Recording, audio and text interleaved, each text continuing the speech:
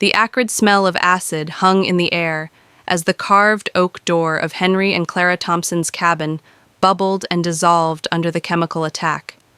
Evelyn Harper, the brutal president of the Pinewood Shores HOA, stood smiling, her manicured nails shining in the dawn light, while 72-year-old Henry, a Vietnam War vet, slumped to his knees, tears streaming down his weathered face as he traced the destroyed letters Forever Home Agency, 1996, chiseled by Clara 30 years ago to immortalize their love. Evelyn believed she could bully a widower in morning hour off his property, but she had no idea she'd just roused a sleeping giant.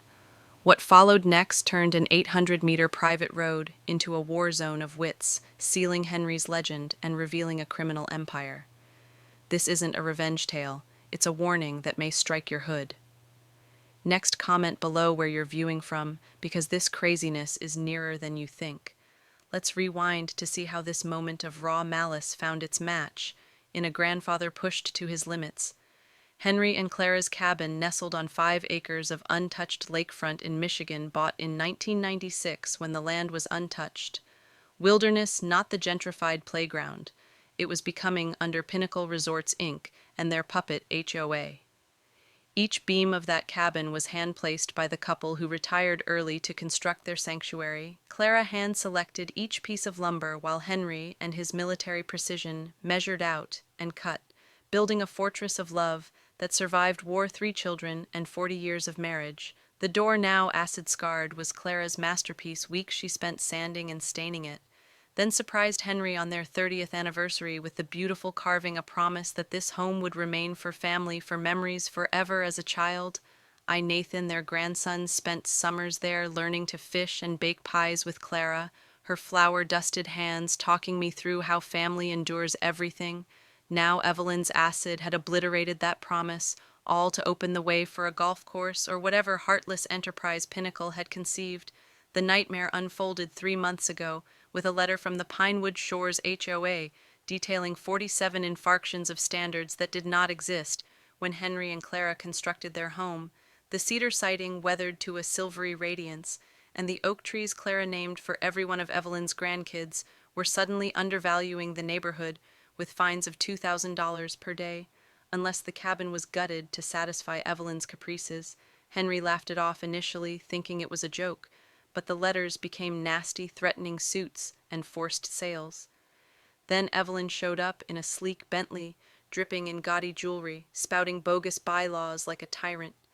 "Your shack is sinking our property values," she sneered, making $200,000 offer to buy it off your hands. Henry, who buried Clara on the hill above the lake 2 years ago, steadied her with a steel stare and declared, "Clara's grave is up there, and no money in the world will cause me to leave her or our home." Evelyn's face contorted into a grimace of rage before she stormed away, gravel spewing from her tires like a tantrum in motion. The harassment began innocuously. Utility outages the HOA attributed to maintenance.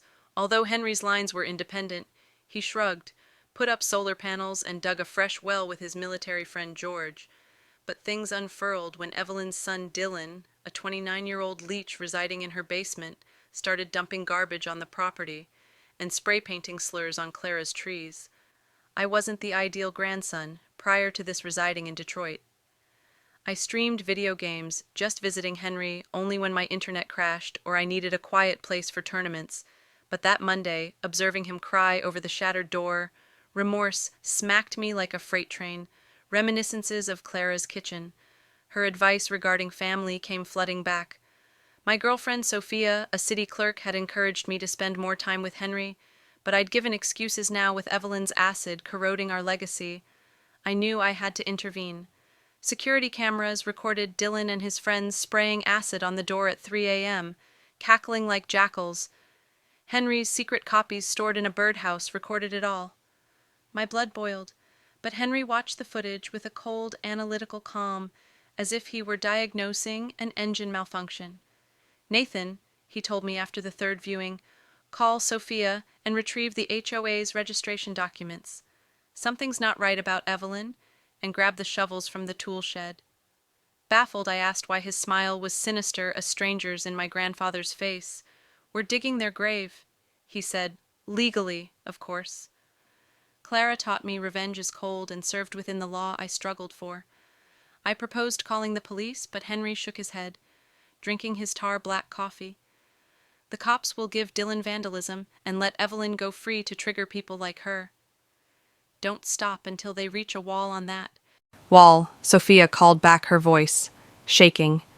The HOA's registration is Fakino's 60% homeowner approval, and Evelyn's receiving $50,000 from Pinnacle to drive Henry out along with 5% of future profits. She'd put her job at risk, digging deeper, connecting Pinnacle to the Russo crime family, who'd attempted developing the lake for decades, but were thwarted by owners like Henry that afternoon, cleaning the spare room for security improvements. I discovered a wooden box in the back.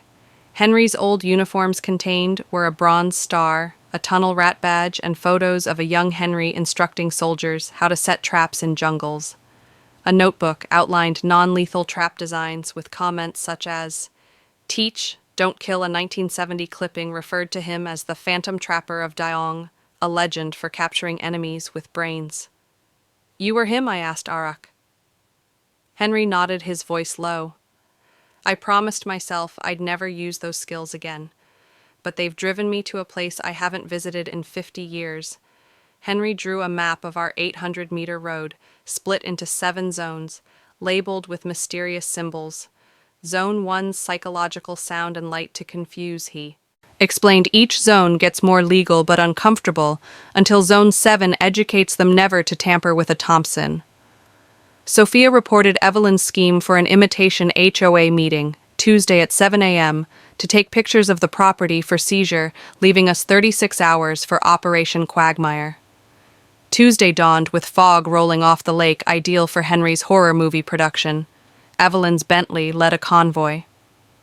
Dylan, filming 3 spineless board members in tow 1, an accountant named Leonard, protested going onto private property, but Evelyn shut him up, snarling, "I make the rules." Zone 1 hit as they drove past our private property. Enter at own risk sign, surplus speakers, blast raid dog barks, and Henry's voice trespassers will be trapped.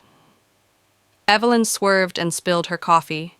Strobe lights flashed, confusing them as fog machines loaned from my streaming equipment choked visibility Zone 2's. LED strobes pulsed at 20 Hz fog and sprinklers blinding their windshield. Dylan looked seasick. Leonard threw up Zone 3 rotten road-sprayed pig manure and fish emulsion, the stench seeping into their car. Evelyn gagged her makeup melting Zone 4's rubber speed bumps, forcing them into tire spikes, deflating all 4 tires.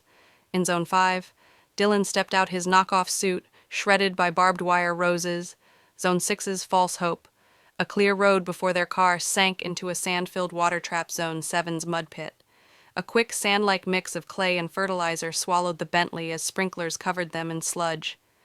Dylan fell face down, crying, "Mommy, help." Sheriff Tom Baxter showed up after Evelyn's hysterical 911 call, eyeing the warning signs and legal pitfalls. "You're trespassing," he drawled, toes $500 cash. Henry walked out, coffee in hand, acting innocent in hours. Our footage went viral. Dylan's muddy meltdown memed around the world. Evelyn's call to Victor Russo insisting that he repair her humiliation backfired, revealing her criminal affiliation. More than 150 of 200 Pinewood households ousted Evelyn, dissolving the HOA. The senior guardians, led by 82-year-old Maria Gonzalez, camped out to protect Henry, Maria declaring, "Nobody messes with our Henry." That night, Dylan's hired thugs vandalized the cabin spray painting cell, or burn Henry unfazed, photographed the damage when Russo called threatening violence. Henry revealed he owned 15% of Pinnacle worth $2 million and dared Russo to try him. We fortified the cabin with thermal cameras and foam cannons at 2 a.m. Dylan and 5 thugs came with gasoline floodlights, blazed sirens, wailed, and Henry's booming voice, "You're live to 50,000 viewers." Foam cannons drenched them with pepper-laced retardant nets, pinned 3-2, sank in mud mode. Speakers blasting Yankee Doodle. Dylan, foam-drenched, called Evelyn, pleading with her to stop. Her screamed response, "Burn it or don't come home," sealed her fate, captured by my phone hack. FBI agents, utilizing our stream as likely cause, raided the location, arresting the thugs, Agent Daniels. Sophia's supervisor was undercover following Russo's money laundering.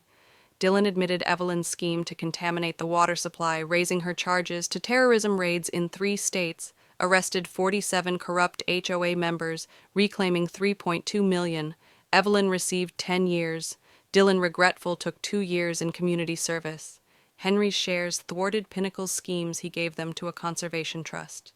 The cabin's new door carried Clara's carving along with defended 2024 Quagmire victory. Pinewood became a tourist attraction, raising $50,000 for veterans. Henry, guardian of the lake, instructed online defense classes. His book, a bestseller, My Wedding to Sophia, performed by Henry, marked our togetherness when Detroit's HOA came after veterans. Henry smiled. "Road trip," I exclaimed. Sophia commented, "I'll pack the mod," as we loaded Quagmire 2.0 equipment. Maria wanted to join. This fight was far from over. It was only just starting.